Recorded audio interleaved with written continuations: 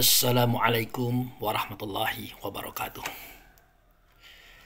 Saudaraku kaum muslimin dan muslimat, saudara sebangsa setanah air dimanapun Anda dan berada. Berjumpa kembali dengan saya Abu Fikri dalam rangka kebaikan dan kebenaran untuk mempermudah langkah-langkah kita menuju yang selamat, yaitu Allah dan Rasulnya. Pada pagi hari ini, saya hendak berdialog, berdiskusi dengan salah seorang, katakanlah cucu ya, karena ayah beliau adalah orang dekat saya dan sudah saya anggap anak, yaitu Pak Mukhlis yang ada di Labuan Batu.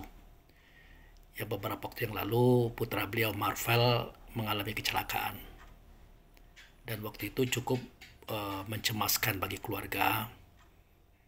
Tapi saya berikan gambaran bahwa tidak ada yang buruk, sesuatu yang datang daripada Allah. Semuanya mengandung hikmah, mengandung pelajaran, mengandung kebaikan, dan mengandung nilai kasih sayang.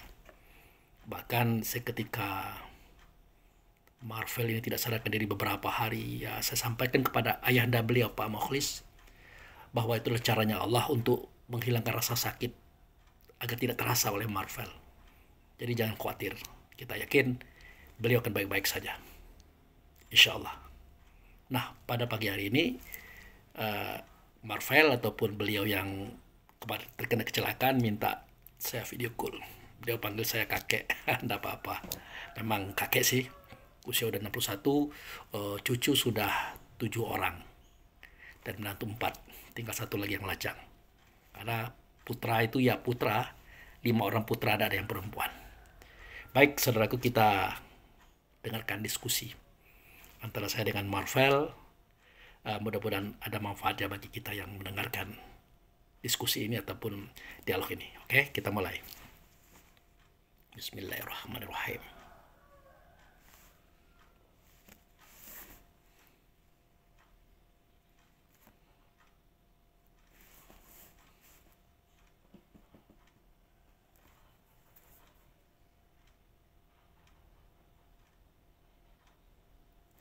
Nah, nampaknya memanggil. Berarti belum nyambung atau sudah nyambung tapi belum bisa ditanggapi. Ada kesibukan. Kita tunggu saja.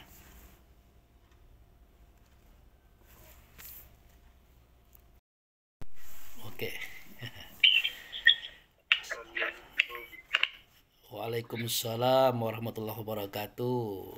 Gimana Marvel? Sehat? Cuman belum ini ya, jalannya belum begitu kuat ya. Belum. Ini udah di rumah? Udah lagi makan duduk. Oh iya.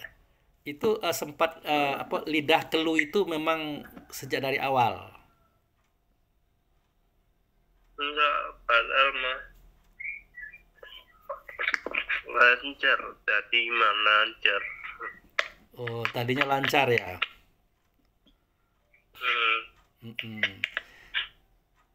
Sekarang gimana, apa yang dirasakan itu, kepala, pundak, badan, kaki? Tadinya mau pusing itu tadinya mah. Pas masih perban mah masih buram mata itu. Iya. Pak Muklis mana Pak Muklis? Lagi tidur kali ya. Lagi tidur ya. Oh iya. Jadi ya bangun mestinya dia tuh. Oke. Jadi sekarang udah agak lumayan ya. Jadi nanti kedepannya apa yang terjadi hari ini itu adalah sebuah pelajaran. Ya, pelajaran bagi Marvel. Artinya selalu ingat, selalu sadar dan sabar dalam semua tindakan dan perlakuan. Nah, itu.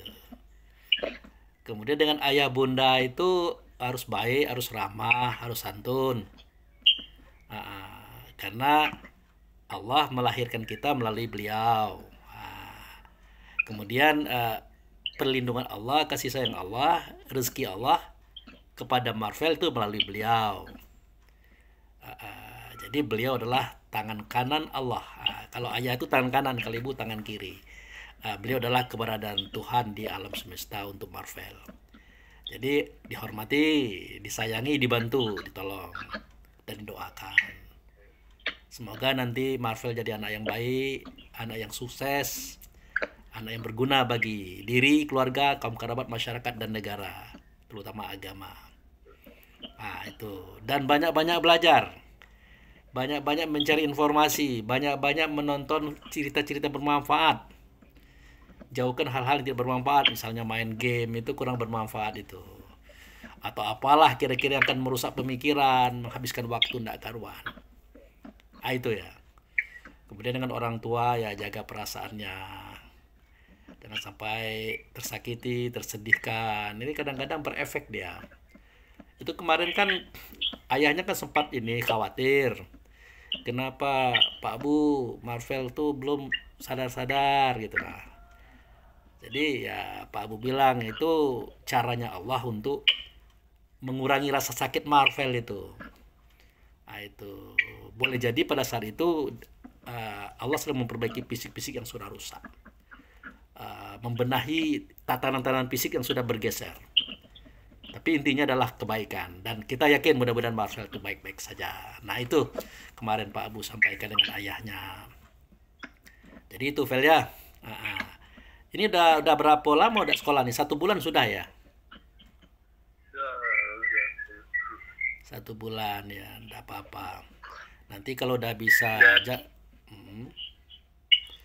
Dari tanggal 14 itu.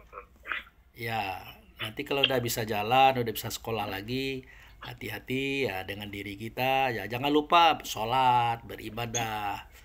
Jangan lupa membantu diri kita, teman kita, sahabat kita, kaum kerabat kita, keluarga. Cari teman yang baik-baik, mulai dipupuk hari ini supaya kita nanti berkembang ke depannya itu.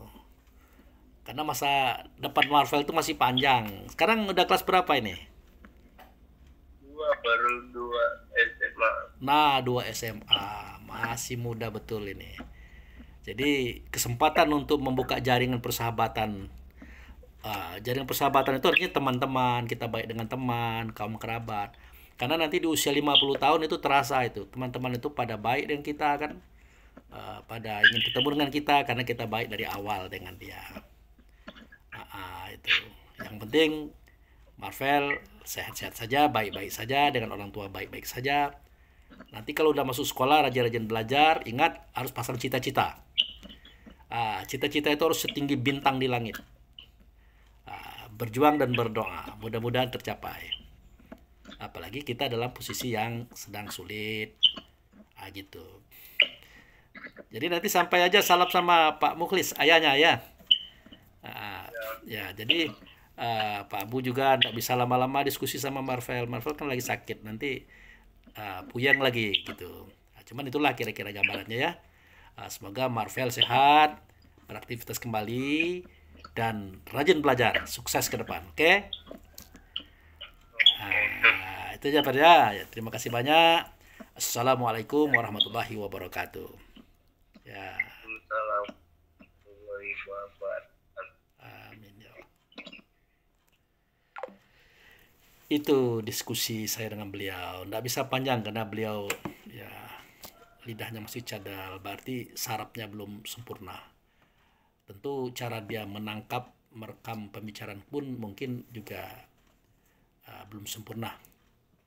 Oleh karena itu makanya saya off kan, bukan tidak mau terus. Ya kita mau sih berbicara sampai 1 jam, 2 jam, tidak apa-apa. Tapi kasihan beliau tuh. Jadi begitu saudaraku.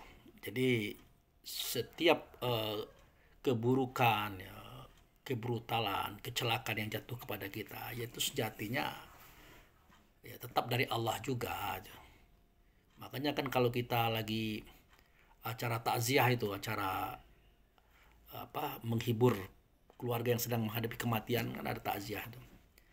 Itu selalu diangkat tuh kalimat yang berbunyi wala nabluwanakum bisai minal kafi wal ju' wa naqsim minal amwal wa anfus wa samarah wa basir sabirin alazina iza asobathum musibah qalu inna lillahi wa inna ilaihi raji'un. Nah ini ayat ini saya gunakan untuk menjelaskan kepada masyarakat. Karena dulu saya kan pernah menyampaikan tentang Tuhan, tentang malaikat ya.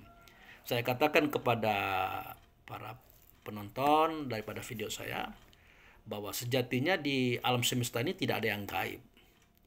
Allah, malaikat, jin, iblis, setan itu tidak ada yang gaib. Semuanya real adanya, nyata adanya. Nah, oleh karena itu sampai orang berkata, ya Pak Abu, kalau begitu berarti Allah itu bisa dilihat. Saya jawab, ya bisa.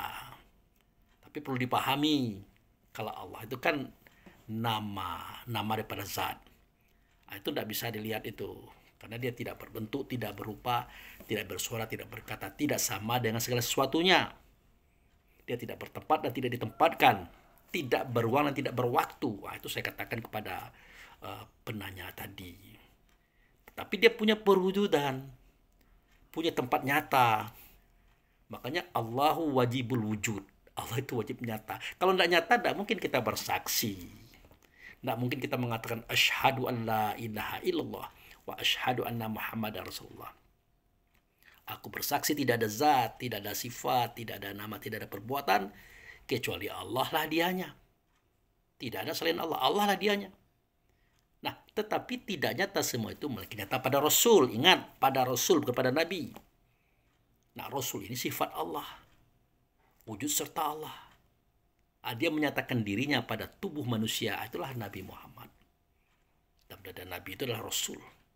Suara Rasul, kata Rasul, perbuatan Rasul nyata pada diri Nabi Muhammad bin Abdullah. Nah, jadilah dia contoh, ikutan, akan begitu. Nah, setelah Nabi Muhammad wafat, nah kita mau cari Rasul kemana? Tidak akan ketemu. Maka kita carilah Rasul itu. Suaranya, katanya, perbuatannya nyata pada ruh setiap insan. Nyata pada ruh setiap insan. Jadi Allah tidak nyata, melainkan nyata pada Rasul. Rasul tidak nyata, melainkan nyata pada ruh setiap insan. Makanya kalau ada Allah berkata wal awalu wal akhiru wal zohir wal batinu, dia yang awal, dia yang akhir, dia yang zohir, dia yang batin. Nah, dia yang zohir itu, dia menzohirkan keberadaannya pada siapa? Pada Rasul. Rasul melakukan keberadaannya pada siapa? Ya pada roh, pada diri sendiri, pada setiap insan tadi. Makanya seketika Allah mengatakan bahwa akulah yang menzohirkan kamu, akulah yang melahirkan kamu, akulah yang memberikan kasih sayang, perlindungan, rezeki kepada kamu. Itu pengakuan Allah melalui Rasul, ada dalam kitab. Nabi Muhammad menyampaikan, ada dalam kitab. Tapi kan tidak pernah kita lihat Allah melahirkan kita, Allah menzohirkan kita, Allah melindungi kita, memberikan kasih sayang, rezeki, tidak ada. Sebenarnya bukan tidak ada. Dia menyatakan keberadaannya pada Rasul. Rasul menyatakan keberadaannya pada roh ayah bunda kita. Nah, melalui ayah bunda inilah kita dizohirkan, kita dilahirkan, kita dilindungi, kita dikasih sayangi, kita diberi rezeki oleh Allah dan Rasul. Makanya ayah bunda tidak boleh dilawan, tidak boleh ditentang. Itu ayah itu tangan kanannya Allah loh. Dalam arti kiasan ya. Ibu itulah tangan kirinya Allah. Tidak boleh dilawan. Lah kenapa tidak boleh dilawan? Ya tidak boleh dilawan lah. Masa Allah dilawan? Rasul dilawan? Roh orang baik-baik dilawan seperti ayah bunda? Tidak boleh. Karena murkanya mereka berdua, ya, ayah bunda tadi, ya murkanya Allah. Nah, itu ridhonya ayah bunda tadi, ya ridhonya Allah. Jadi Allah itu mau ridho kepada kita atau tidak, itu tergantung ayah bunda kita. Begitu hebatnya dia itu. Itu saudaraku. Kemudian saya pernah juga mengatakan bahwa kalau mau lihat Jibril, Mikail, Israel, Israfil, Raqib Atid, Munkar Nangkir, Ridwan Malik, ya contoh yang paling dekat itu adalah ayah bunda itu. Ayah bunda itu. Nah, coba seketika dia menasihati, mengajari, mendidik, melatih kita untuk jadi orang baik. Itu ada instruksinya itu, ada suara kata, ada action kan. Itulah petunjuk. Kalau untuk Nabi Muhammad wahyu ya. Kalau untuk orang tua bukan wahyu, itulah petunjuk bagi kita. Nah, waktu itu ayah bunda kita berperan sebagai Jibril, menyampaikan petunjuk atau wahyu istilah Nabi tadi kepada kita ya melalui mereka. Dalam hal ini beliau adalah Jibril, ayah bunda tadi. Nah, kemudian dia mencari uang, bekerja banting tulang, berdarah-darah, jatuh bangun, dihina dan terhinakan oleh orang. Demi kita dia tahan. Berurai air mata, dia tahan. Bahkan dia menceritakan pun tidak. Kepada istrinya dia tidak cerita, kepada anak dia tidak cerita. Bagaimana ia dihinakan oleh bosnya mungkin, oleh karyawan yang lain mungkin, oleh atasannya mungkin. Dia tahan. Demi apa? Demi kebahagiaan istri dan anak-anaknya. Nah, setelah dapat uang, dikasih makan, minum, pakaian tempat, disekolahkan, berikan fasilitas macam-macam. Dalam hal ini dia berperan sebagai Mikail. Itu. Nah, kemudian seketika kita masih remaja, ya kita sering jalan sana, jalan sini, malam-malam hari itu. Padahal besok kita mau sekolah. Nah, kita harus belajar, harus menghafal malam hari ini. Nah, dia bilang, kamu pulang dulu loh. Belajar dulu, menghafal dulu malam ini. Kemudian tidur. Jangan kemana-mana, tidur. Nah, dia perintah kita tidur. Dia perintah untuk kita menghilangkan rasa kesadaran diri. Dia perintah kita untuk mati sesaat. Kembali kepada Tuhan dalam genggamannya. Nah, waktu itu dia Israel. Dia Israel, saudara. Nah, seketika sudah fajar. Sebentar lagi orang mau azan subuh. Wah, kita dibangunkan, dibangkitkan. Bangun. Cepat bangun, mandi. Buka pelajaranmu, kemudian sholat subuh. Wah, waktu itu dia adalah Israfil, saudaraku. Dia membangkitkan kita daripada ketiduran kita, kematian kita sesaat waktu itu. Nah, itu. Nah, kemudian dia perhatikan kebaikan kita, kebenaran kita, kearifan kita. Dia perhatikan juga keburukan kita, kelemahan kita, kekurangan kita. Nah, waktu dia memberikan nasihat, memberikan arahan, dia buka cerita itu. Kamu punya kelebihan loh, kelebihan kamu ini. Kehebatan kamu ini, tapi kelemahan kamu ini. Ini. Jadi ungkapan itu momennya adalah seketika mereka menjadi Raqib dan Atid. Dia catat kebaikan kita, keburukan kita, kelebihan kita, kelemahan kita, kemudian dia buka supaya kita pahami, supaya kita introspeksi, supaya kita ke depannya bagus dan baik serta benar, jujur dan ikhlas. Itu maunya dia. Waktu itu Raqib dan Atid lah namanya. Itu.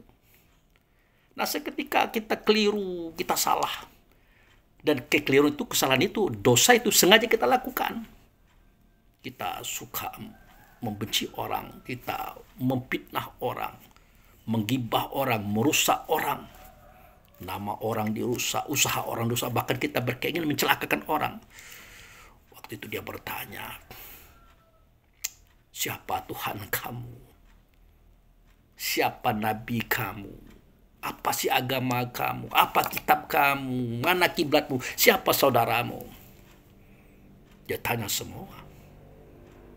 Nah, kalau dijawab saudaraku adalah muslimin dan muslimat, mukmin dan mukminat. Nah, kalau begitu kenapa kamu begitu? Kenapa kamu berbuat yang seperti itu? Adakah Allah mengajarkan seperti itu? Rasul mengajarkan seperti itu, agama mengajarkan seperti itu, kitabmu mengajarkan kamu seperti itu. Ada enggak?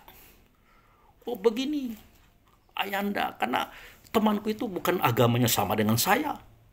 Saya Islam, dia non-Islam. Maka saya sesuka-sukanya. Itu. Semau maunya, karena ada hadisnya yang mengajarkan. Jika kamu satu lorong dengan orang kafir, nah, kamu sempitkan dia, kamu pepet dia, jangan diberi jalan. Ada hadisnya.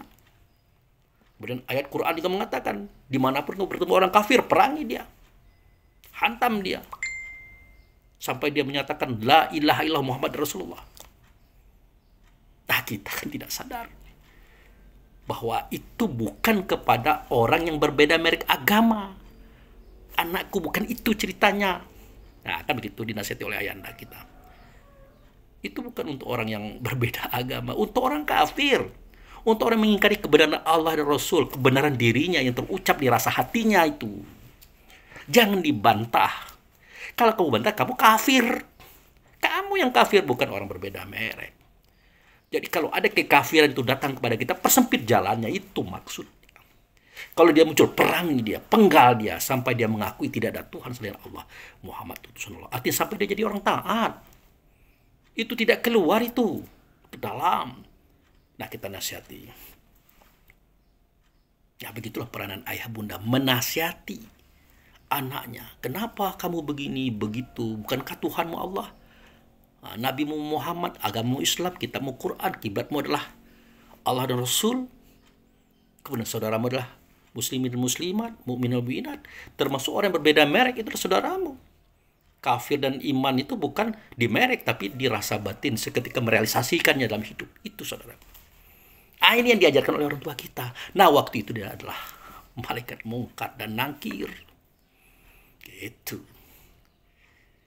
Nah, seketika dia memukul kita itu kan, waktu kecil dulu kan sering kita itu diseret, dilempar, diambil rotan, dipukul dari kaki sampai ke pinggang.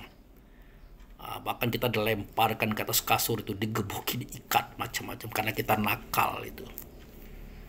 Itu waktu itu peranan ayah bunda kita adalah malaikat Malik, sang penjaga neraka. Dia harus marah, ya, dia harus marah, dia harus tegas, dia harus tajam. Wah, ini dikritik Pak Abu Fikri, ada emosian juga. Pak Abu Fikri ada keras juga. Kan pernah saya dikritik begitu. Kita itu harus lemah lembut. Menyampaikan kebenaran Tuhan itu harus lemah lembut. Iya, benar. Allah Rasul mengajarkan seperti itu. Tetapi Allah Rasul juga mengajarkan bahwa kita tidak selamanya lembut. Ya, tidak selamanya lemah lembut. Tidak selamanya kita ya seperti itu. Suatu ketika kita harus tegas menyampaikan kebenaran itu. Kalau perlu keras. Itulah peperangan di zaman nabi-nabi. Ya. Jadi nabi itu berperang itu dalam rangka menasihati kaum dan umat. Keras tegas ya. Kalau berperang tidak punya rasa marah, tidak punya rasa emosi, tidak punya rasa gairah panas, tidak mungkin dia bisa perang. Bagaimana mungkin orang perang sambil senyum-senyum? Tidak ada. Nabi pun kalau memberikan nasihat yang paling tajam, nasihat terakhir itu perang, ya begitu. Bahkan Allah juga begitu. Kalau dia sudah menasihati, mengarahkan, mengajarkan, mengingatkan, menegur, tidak juga dikebuknya kita. Gunung meletus, gempa bumi, angin topan, badai puting beliung, macam-macam itu. Di zaman Nabi-Nabi terjadi semua itu. Itulah perwujudan daripada Allah seketika menasihati kaum dan umat. Walaupun yang ini mati, tapi yang setelah ini kan masih hidup. Kaum berikutnya kan masih ada pelajaran bagi mereka. Itu. Jadi Allah dan Rasul pun dia menunjukkan lemah lembut, adem ayem, kasih sayang, memaklumi, memahami. Tapi seketika dia harus tegas, dia tegas. Harus keras, ya dia keras. Kalau perlu dia harus menghancurkan, membinasakan dalam bentuk asap. Itu malaikat Malik. Begitu juga ayah bunda kita juga melakukan begitu. Jangan kita artikan salah, jelek lah gitu. Nah kemudian seketika dia memberikan kebaikan, kenikmatan, kesenangan, dia doakan kita untuk selamat. Nah waktu itu ayah bunda kita berperan sebagai Ridwan. Seketika kita sukses, dia bahagia, dia menangis. Peranannya adalah malaikat Ridwan. Real semuanya, tidak ada yang tidak real. Nyata semuanya, tidak ada yang tidak nyata. Itu di bidang kemalaikatan. Ya, tadi kan ketuhanan tuh, ini malaikatnya itu. Maka itu saya katakan saja bahwa agama ini adalah fardu ain, wajib nyata. Tidak selalu fardu kifayah. Fardu kifayah itu artinya jangan diartikan hanya masalah mayat, tidak begitu. Kifayah itu salah katanya khofiyah, halus, tersembunyi. Fardu kifayah mulai kita lari ke masalah mayat. Ya, cara memandikan, mengkapani, menyolatkan, menguburkan dan macam-macam. Kita larinya ke sana. Padahal pengertian fardu kifayah itu artinya fardu, dia wajib tersembunyi. Dia wajib tertahan. Kenapa? Karena kajian ini mungkin untuk saat ini belum cocok untuk si A, si B, si C. Suatu ketika harus fardu ain, harus nyata. Allah nyata, malaikat nyata, Rasul nyata, kitab nyata, semuanya harus nyata. Itu. Jangan berhenti di satu titik saja, bahaya itu. Nah itu saudaraku. Jadi itu pernah saya sampaikan. Nah seketika ditanya bagaimana Pak Abu Fikri persoalan kejahatan, orang menggunjing kita, memfitnah kita, mencaci kita, merusak kita, membinasakan kita, memberangus, membunuh, menghancurkan kita. Apakah Allah juga? Apakah Allah juga? Ya tentu Allah, pasti. Nah, itu. Makanya keluarlah surat itu tadi, surah Al-Baqarah tadi yang mengatakan, aku benar-benar akan menimpakan kepada kamu sesuatu yang kamu tidak suka, namanya musibah. Sedikit rasa takut. Nah, kejadian COVID kemarin tuh. Nah, itu. Sedikit rasa takut. Ya, kekurangan buah-buahan. Nah, itu. Buah kita ditanam baik-baik, dipupuk baik-baik, sudah berbuah, sudah bernas-bernas, mau dibagi kepada orang, mangga besok hari, tahu-tahu malamnya hilang. Nah, itu dicuri orang. Nah, itu siapa yang mengambil? Nah, itu. Kemudian kita nanam padi, sudah bagus, sudah benar, tinggal 2 hari lagi mau menuai, tahu-tahu bandang datang, hancur semuanya. Itu siapa yang melakukan itu? Begitu juga kekurangan harta benda, ambil motor, kredit, uang kreditnya juga, panjarnya juga ngutang, tahu-tahu 3 hari kemudian dimaling orang, dicuri orang. Begitu juga mobil ditabrak dan menabrak macam-macam, sampai masalah kematian. Itu aku sih pelakunya, kata Allah. Makanya walan nabluwanakum bisa min al-khawfi wal ju' wa nafsin min al-amwali wa anfus wa samarah, dan seterusnya itu. Aku benar-benar menimpakan kepada kamu sesuatu yang kamu tidak suka, namanya musibah. Aku pelakunya itu, tapi menggunakan orang-orang yang dikudai oleh jin, iblis, setan, yang jauh kesadarannya daripada kesadaran yang murni.